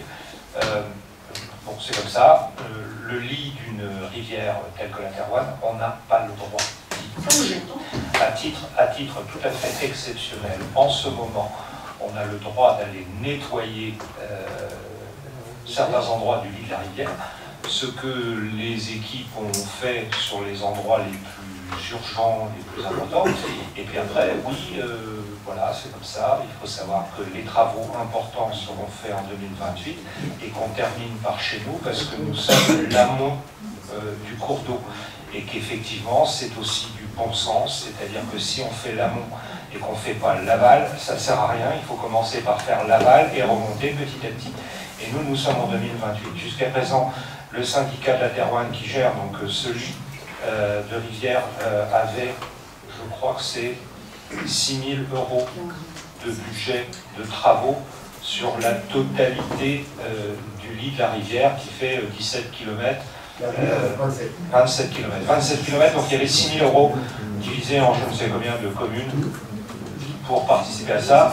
On est en train de monter à 60 000 pour pouvoir faire ces travaux par an. Et donc Saint-Patu, on est juste l'écho, donc je vais voir un petit peu. Saint-Patu donc sera traité en 2028. D'accord. Après, s'il y a des pluies comme il s'annonce la semaine prochaine, on va être bien encore. On a encore quelques années à être inondés, donc c'est ça que C'est quand même la quatrième dans le coin qu'on a. Hein. Pardon? C'est quand même la quatrième inondation qu'il y a au Marronnier. Hein. Oui, j'entends bien, mais si vous voulez, on est un peu... Globalement, il faut reconnaître qu'on s'en sort pas trop mal par rapport à bon nombre de territoires. Ah oui, quand même. Oui, on s'en sort pas trop mal par rapport à bon nombre de on n'est ni à la territoires. mer, on n'a pas d'océan, on n'a pas de rivière vraiment très importante, on arrive quand même à être inondé. C'est sûr que par rapport à l'Espagne, voilà, on peut le faire. Non, mais je ne prends pas l'Espagne, mais je prends Coulommiers, je prends Lagny, sur ma évidemment, ils sont en bordure de fleuve ou de grosses rivières. voilà, On a un petit ruisseau, la Terroine. Oui, et puis en bas, si vous voulez, la Terroine, parce que j'ai eu une réunion, enfin j'ai participé à la réunion. Ça vient des champs derrière, c'est tout. Oui, mais il faudrait peut-être obliger à remettre des arbres tout au long. Vous n'avez pas de pecteuse, vous n'avez pas de débroussailleuse. Non, mais attendez, c'est pas dans la débroussailleuse, et puis j'ai entendu le mot arbre, alors je vais dire deux mots, parce que j'ai quand même passé un petit moment, dans une réunion avec les gens qui sont sur la partie basse de Moulin-à-Vent, et donc tout au bord de la Terroine, qui ont subi des inondations. Le propriétaire de ce territoire, qui est la famille Pluvinage, qui était un ingénieur agronome, qui a son nom sur le gymnase de Saint-Papu, donc un des grands-maires de la commune, ou petit-maire, parce qu'il a développé énormément la commune, enfin bref, il était propriétaire de ce territoire qui sont là-bas. Les habitants sont venus se plaindre auprès du maire, peinturier à l'époque, parce qu'il y avait de l'ombre, parce qu'ils ne voyaient pas le soleil dans leur jardin, il y avait trop d'arbres, etc. Comme c'était le moment où cette indivision Pluvinage était en train de gérer aussi la transaction sur la ferme Pluvinage, donc qui a donné naissance à Cœur de Village phase 1 avec M. Snati, l'accord a été passé, à mon avis, de dire bon, on va gérer le truc pour qu'il n'y ait pas d'emmerde. Les habitants râlent, Pluvinage, donc M. Poulet à l'époque, qui représente l'indivision, il a pris un bûcheron, il a tout rasé. J'ai discuté à l'époque, alors je ne savais pas que je serais un jour éventuellement maire de la commune, mais à l'époque j'ai discuté avec le bûcheron, et les bûcherons qui se marraient, et qui me disaient, voilà, ils avaient de l'ombre, alors maintenant ils vont avoir du vent, parce qu'on a coupé à l'ouest, ils vont avoir du bruit, parce que les arbres, c'est un écran acoustique fantastique, notamment l'été, et puis ils vont avoir de la flotte, parce qu'on est sur un marécage, et que les arbres qu'on a coupés, c'est 200 litres d'eau par jour. Ah, on les avait passés, nous, les 200 litres. Bah voilà, bon, et vous demandez aujourd'hui à replanter. Pour arriver à ça, il faudra 30 à 40 ans. Ah bon, on sera mort. Hein. Ah oui, mais... La forêt d'Ovidon qui est coupée, madame. C'est le problème, c'est le problème. Alors moi, je n'arrive pas à comprendre que des techniciens acceptent d'aller couper des arbres alors que ce n'est pas bien pour la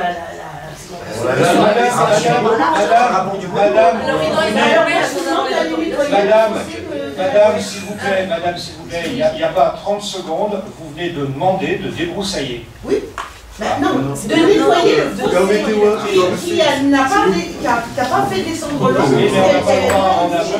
Nous n'avons pas le droit de toucher au cours d'eau.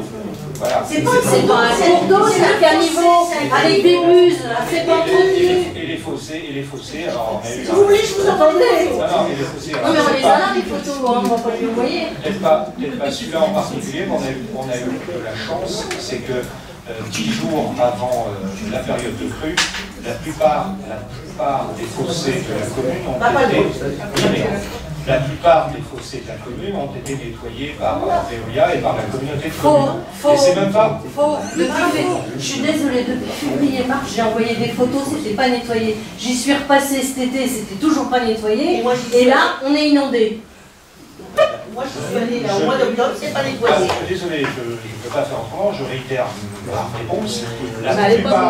Non mais qu'elle ne vous plaise pas, ça je comprends, mais la vérité factuelle, elle est quand même là. La plupart, et on a eu du bol, la plupart des fossés de la commune ont été nettoyés 10 jours avant les inondations par la société Veolia sur commande de la communauté de communes, parce qu'en plus c'est une compétence communauté de communes. C'est même pas une compétence communale.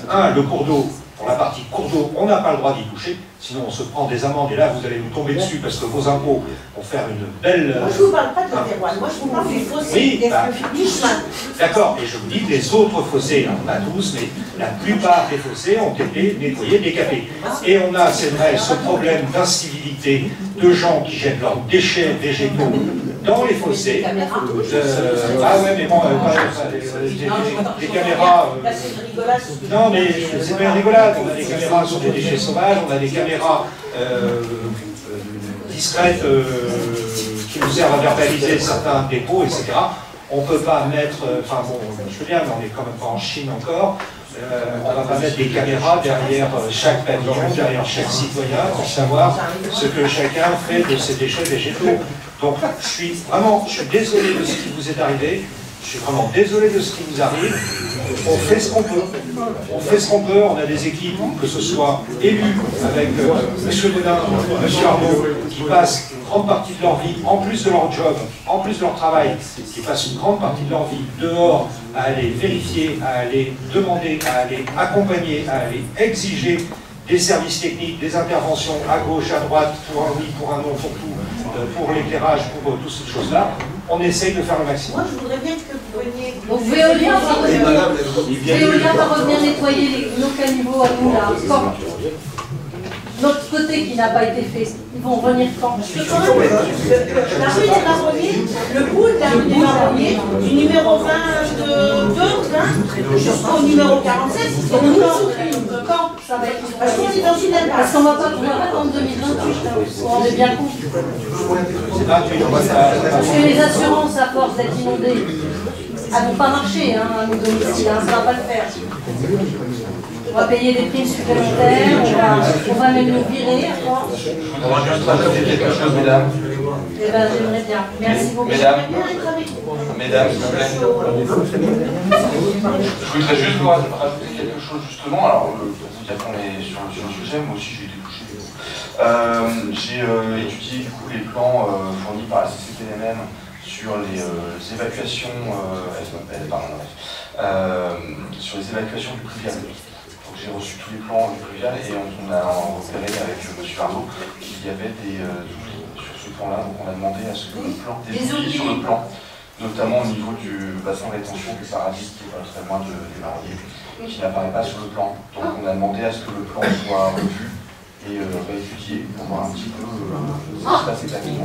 C'est bête, ça. Aussi là-dessus. Encore sur le haut. Je suis désolé. Je m'implique dans le nous, voilà, mais voilà, c'est pour vous dire que voilà, on a regardé le sujet sérieusement. L'entretien du fossé, effectivement, c'est des choses qu'on a fait remonter avec M. Arnaud aussi cet été quand on a fait le tour de la ville pour voir un petit peu que c'était des soucis lors de notre prise de fonction. C'est des éléments où effectivement on se trouve confronté avec une notion de propriété qui ne nous appartient pas, qu'il faut faire les demandes, etc. Et malheureusement ça prend du temps. C'est en cours. Mais voilà. On peut espérer un nettoyage pour février. J'ai pas janvier. Vous voyez bien, c'est un nettoyage de printemps. Exactement dans le Siabou, ça arrange pas. Alors, on n'a pas eu un mètre d'eau chez nous. Bon, moi, l'eau est rentrée chez moi. Mais mon petit voisin qui est la maison après nous, il est resté 2 jours bloqué chez lui. Sa maison, il a 75 ans. C'est pas normal, personne n'est venu voir. Il y avait un monsieur qui est venu dans rendez-vous, qui est vraiment au plus bas au niveau de la terroise. 5 pompes qui tournent, tu la virou ta flotte. Je ne les pas, on pompe, ça s'est pu fermer. Donc maintenant, je vous redis, madame, comprenez bien, les multiples problèmes techniques que j'ai dans la commune, je peux vous en faire un bouquin. Donc en plus... Juste les marronniers, moi ça me suffit. Ah, bah ça me plaît, moi. Ça me plaît, on ne peut pas le caler, mais là, vous comprenez que... Là, apparemment, ça va être fait, c'est imminent. Ça sera les nettoyages de printemps. Printemps, c'est avril ou mars? Bon, est-ce qu'il y a d'autres... S'il vous plaît, est-ce qu'il y a d'autres questions? S'il n'y a pas d'autres questions, je vous propose de voir, madame. Bonsoir à tous, alors Delphine Persin, je suis de la liste Rassemblement pour Saint-Bacchus. Je voulais savoir si vous aviez prévu de mettre en place une éco-gestion de Saint-Bacchus, comme peut-être un calendrier des coupes et des tontes, pour protéger la biodiversité qu'on a dans la ville, et aussi de faire attention au parc de Nouéfort, qui a une énorme biodiversité, et savoir si vous pouvez faire quelque chose aussi pour ce parc. Il a été tondu récemment, c'est une victoire déjà, très mal. Le tracteur, il a été vraiment voilà, au tracteur, quoi, alors que d'habitude c'était beaucoup mieux géré, même s'il n'y a aucune fauche tardive mise en place. Est-ce que c'est prévu de mettre en place une nouvelle réglementation par rapport à ce parc pour mieux le gérer, justement, écologiquement parlant? Est-ce que c'est prévu de le contrôler, peut-être la police municipale, je ne sais pas, au niveau de la délinquance et des déchets? Alors, attendez, il y a beaucoup de choses. Alors, dans l'ordre, on va commencer par le parc. Il y a 24 heures, d'ailleurs, le sujet de ce parc a été évoqué. C'est pas très clair, a priori, on ne sait pas. Alors on sait à peu près à qui il est. Il appartiendrait à notre commune, mais son entretien, sa maintenance, etc., aurait été transféré à la communauté de communes. Mais les agrès, les éléments pour faire du sport, etc., eux devraient ou seraient restés sur la compétence de Saint-Péchu. Bref, la communauté de communes ne l'a pas entretenu mal depuis un petit moment. Là, apparemment, ils auraient fait une tombe un peu... Plus qu'abusive, si je peux me permettre. Un peu sauvage, d'après ce que vous évoquez. Ils ont détruit ne serait-ce que l'herbe déjà, et sur les côtés des arbres qui sont complètement cassés. J'ai des preuves en photo à l'appui, si ça vous intéresse. Ouais, alors, bon, je ne sais pas comment ils l'ont fait, je ne suis pas allé voir, je l'avais visité plusieurs fois ces temps derniers, avant qu'ils n'interviennent. Je vous dis, à date, hier soir, on ne savait pas à qui il revenait la charge de l'entretien de ce parc. C'est un sujet qu'on doit traiter avec la communauté de communes. Ça touche directement le sujet que vous évoquez de la biodiversité, des zones humides de Nouéfort, etc. Pour l'instant, la zone de Nouéfort, si c'est de la biodiversité, une zone humide, c'est un élevage de rats, avec des déchets divers et variés de différentes catégories, incluant notamment beaucoup de déchets du bâtiment, et parfois de l'amiante et des déchets techniques, et de la peinture, enfin des choses de ce genre-là. Ce que je peux vous dire là-dessus, c'est que il y a 20 ans, la société Prologie a acquis cette zone des mains du promoteur et aménageur belge qui l'avait élaborée. En 20 ans, il ne s'est rien passé. La constructibilité de la zone est passée de 177 000 m² à aujourd'hui 80 000 à peu près.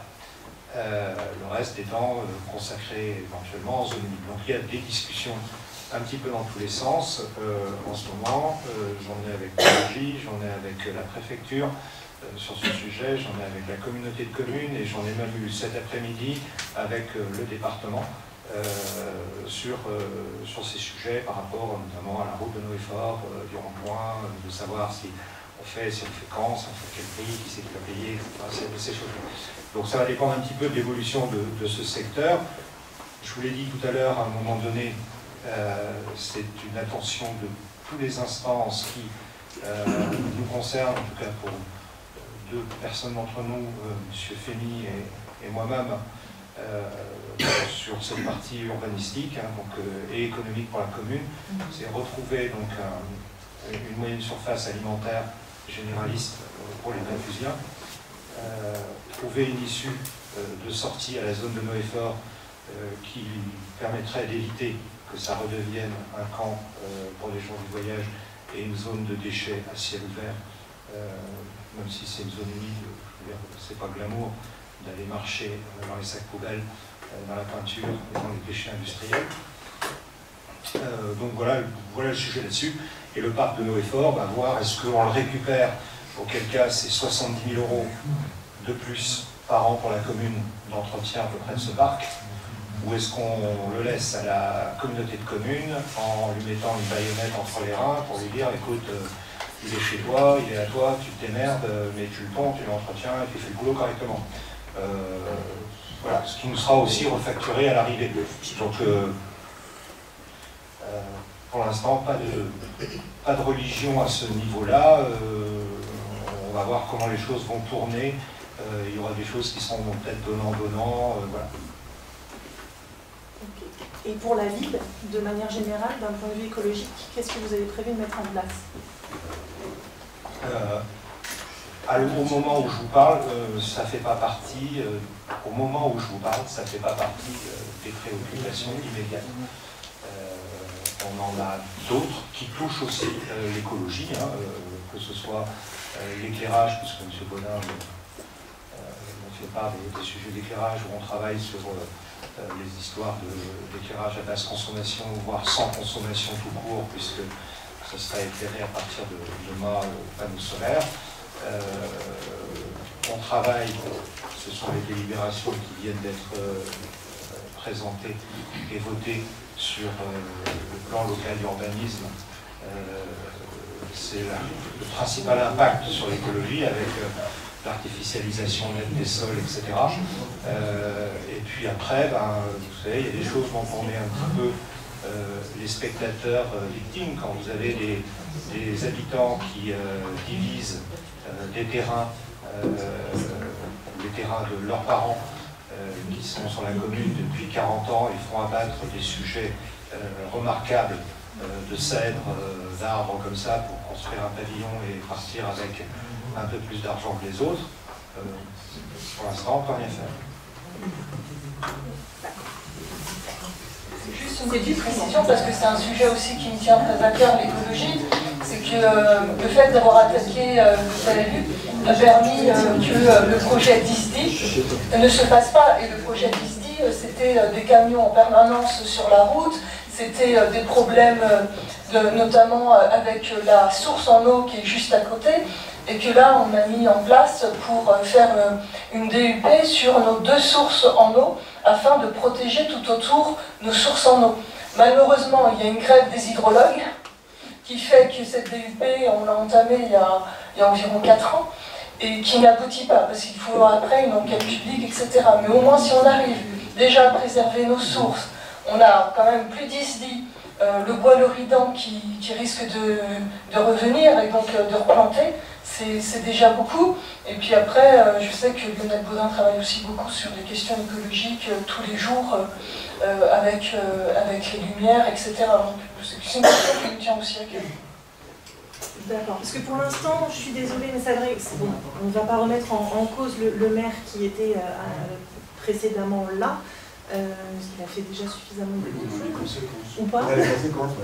Voilà, donc je suis tout à fait consciente qu'en quelques mois, vous ne pouvez pas tout transformer, mais il est crucial que ça devienne une priorité.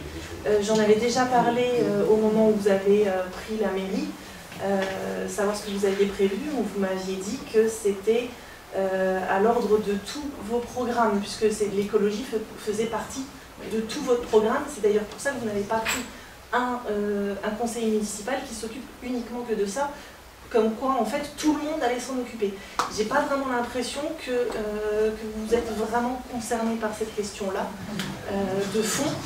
Et j'ai vraiment très peur pour l'avenir de Saint-Patus par rapport à ça, sachant la richesse qu'on a ici en fait. Je vais me permettre d'intervenir. Moi, je fais partie de ceux qui sont très attachés à toutes les questions écologiques et économiques.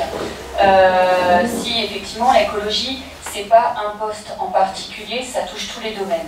Ça touche les travaux, ça touche aussi tout ce qui va être association, ça touche vraiment tous les secteurs. Donc ça touche aussi les écoles par la sensibilisation auprès en fait, des enfants, de tout ce qui est du domaine écologique, mais aussi de la faune, de la flore, du respect de la nature, etc.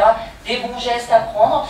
Ça touche tout à chacun chez soi, avec les bons gestes à prendre aussi au niveau de l'eau, au niveau de l'énergie, et au niveau des travaux, effectivement, là on a parlé d'éclairage public, avec peut-être la possibilité de passer par du solaire, mais c'est aussi dans tous les travaux qu'on entreprend, c'est-à-dire que c'est d'imposer aussi des règles aux entreprises sur l'utilisation de matériaux, par de la récupération.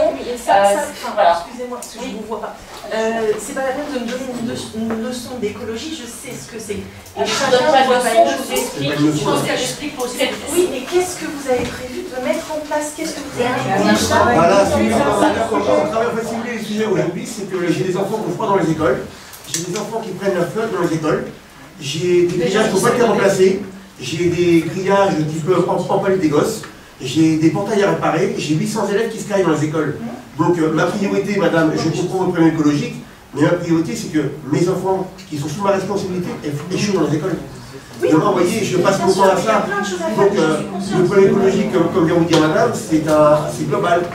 C'est global pour les gens qui nous envoient des photos. La question que je pose, est-ce que vous avez déjà mis en place? Si vous permettez-moi de vous dire une seule petite remarque. Oui. Là, vous vous emportez sur l'écologie. Tout à l'heure, il y avait les fossés à nettoyer que j'ai entendu, j'ai écouté avec beaucoup de patience. Oui. Mais il me semble que c'est de la responsabilité de chacun, de toutes les collectivités, à partir du moment qu'ils ont des employés communaux, de nettoyer les cours d'eau. Nettoyer le chemin, le rue de Vaux qui est toujours plein, avec des gens qui ont été inondés en 2008, qu'on a passé des journées entières à nettoyer. Je n'ai rien dit jusqu'à présent. Maintenant, on ne va pas faire un ping-pong. D'ailleurs, je pensais qu'on n'avait même pas le droit de parler pour les conseils municipaux. Ça, vous me donnez l'occasion de le savoir. Et la prochaine fois, je vais venir équipé pour parler. Merci. Alors, monsieur, plusieurs petites choses, c'est bien. La différence par rapport à avant, on a choisi, et on se tient, de donner la parole au public en fin de conseil, ce que nous faisons. Concernant l'écologie, la difficulté, c'est qu'on peut lui faire dire tout et son contraire. Moi, je peux, si vous voulez, et on peut le faire si c'est une requête désormais, travailler véritablement l'écologie et vous faire tout un volet de greenwashing pour même labelliser la commune en BREEAM, very good, excellente, machin, etc. Je sais très bien le faire. On va mettre des ruches sur le toit, on va mettre des abris vélos, et puis ça va être super, on aura des étoiles. Il y a des choses très concrètes que l'on fait, même si on n'en fait pas la publicité, c'est pour ça que tout le monde et tous les adjoints dans chacun de leurs domaines travaillent sur l'écologie. Je prends un exemple, parce que ça avait été débattu et je me suis assuré auprès de M. Régnier à l'instant que c'était en cours et que ça se faisait. Je pense que l'écologie, c'est une éducation des adultes faite par les enfants, beaucoup plus qu'une éducation des enfants faite par des adultes, pour une question de génération. À ce titre, nous payons, et j'ai demandé à ce que tous les enfants des écoles, pas simplement une classe, etc., partent en quart, et on paye, on a débloqué le budget là-dessus, au SMITOM, qui est la centrale de traitement des déchets, juste avant Montion, à la fin de Saint-Souplay. Là-bas, ils ont un parcours pédagogique particulièrement étudié sur le tri des déchets, de façon à sensibiliser leurs parents quand ils vont rentrer. Je vais prendre un exemple tout bête, un exemple personnel. J'étais pas forcément sensible aux détails, par exemple, du verre. Je pouvais jeter une ampoule, parce que c'était un petit verre, dans la poubelle noire fourre-tout. Depuis que j'occupe les fonctions qui sont les miennes aujourd'hui, il m'arrive, bien entendu, de collaborer, d'échanger, de partager beaucoup plus de choses avec les gens du SMITOM, la présidence, la direction, etc. Et ils m'ont dit, ils m'ont appris, parce que j'aime bien apprendre les choses d'un point de vue technique, on dit on a un problème sur le tri sélectif avec des choses anecdotiques, comme les bocaux de confiture, comme les ampoules, que les gens ne mettent pas dans les bacs spécifiques de récupération du verre. Et comme le four monte à 800 ou 1000 degrés, que le verre fond à 600, 800, je crois que c'est à peu près ça, 800 degrés, il coule et vient bloquer donc, les lames qui servent à alimenter et à réchauffer le four. Donc ça nous oblige à l'arrêter, ça nous oblige à faire intervenir des équipes de maintenance, à le décaper et à remettre en service, etc. Ça coûte énormément d'argent, ce qu'on retrouve dans la Réomie, qui est sujet de râlerie dans toutes les communes. Et bien depuis, je n'ai plus d'ampoule dans ma poubelle noire. Je ne jette plus beaucoup de confiture dans ma poubelle noire. Et donc je pense que c'est des petits gestes comme cela, et qu'on fait en amenant les enfants des écoles en bus avec leurs enseignants dans ce genre d'établissement, pour faire ces opérations-là. Donc tout le monde en fait, chacun. Maintenant, je n'ai pas voulu, effectivement, parce que je me méfie du greenwashing. J'ai pas voulu dire on va prendre un adjoint qui va être adjoint en charge de l'écologie, parce que je considère que c'est pas probant, c'est pas efficace, et je préfère que chacun se saisisse du sujet pour la part qui le concerne et accompagne les différents sujets. Voilà. Et donc, qu'avez-vous prévu de faire? Je ne sais pas, alors, qu'est-ce que vous faites, attendez madame, qu'est-ce que vous faites vous pour l'écologie? Moi, personnellement, oui. j'ai déjà nettoyé tout le parc de Noé-Fort, plusieurs fois cette année, à moi toute seule. Eh bien, je vais vous montrer les photos, vous n'êtes pas les bien loin. Parce que attendez, vous n'êtes pas allé bien loin, parce que moi, en ce moment, je passe pas mal de temps à la communauté de communes, à la préfecture, avec le propriétaire qui est Noé-Fort et les voisins, en lui montrant le tas de merde qu'il a fait à Noé-Fort dans la zone humide. Comment? C'est pas mes photos, ça, par hasard? Non, je pense pas que ce soit vos photos. Que j'ai envoyé partout dans la région? Non, non, je pense pas que ce soit vos photos. Ok.